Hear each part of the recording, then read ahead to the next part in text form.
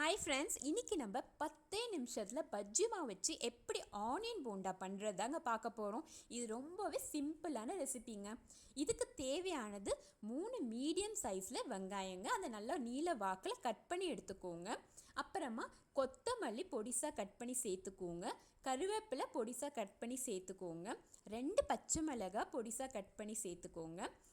1/4 teaspoon இஞ்சி பூண்டு விழுது, கொஞ்சமாக உப்பு தேவையான அளவுக்கு, 1/2 டீஸ்பூன் மிளகாய் பொடி, கொஞ்சமாக பெருங்காயம். இது எல்லாம் சேர்த்து நல்லா கலந்து விடுங்க. அந்த வெங்காயத்தில் இந்த மசாலாலாம் இறங்கணும், அந்த வெங்காயம் உதிரி ஆகணும். அதனால் நல்லா கலந்து விடுங்க.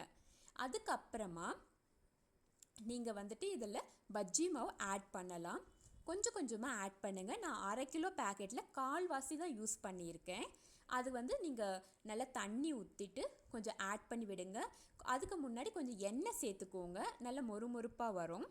இப்போ நல்லா கொஞ்சமாக தண்ணி ஆட் பண்ணுங்கள். ஒரேடியாக ஆட் பண்ணிடாதீங்க, கொஞ்சம் கொஞ்சமாக ஆட் பண்ணி நீங்கள் கலந்து விடுங்க. பாருங்கள், இந்த சைஸில் வரணுங்க.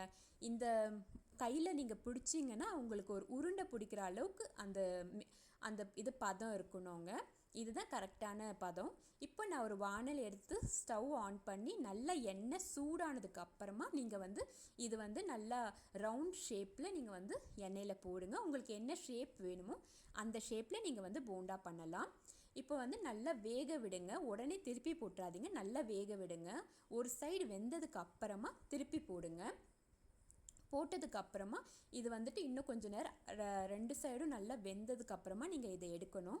இப்போ நம்ம பஜ்ஜி மாவு வச்சு நம்ம பண்ணுறோம். யூஸ்வலாக கடலை மாவு மைதா மாவு வச்சு தான் போண்டா செய்வாங்க. நம்ம இன்றைக்கி டிஃப்ரெண்ட்டாக பஜ்ஜி மாவு வச்சு நம்ம பண்ணுறோம். இது ரொம்ப குவிக்கான ஒரு ரெசிபிங்க. தேங்க்ஸ் ஃபார் வாட்சிங்.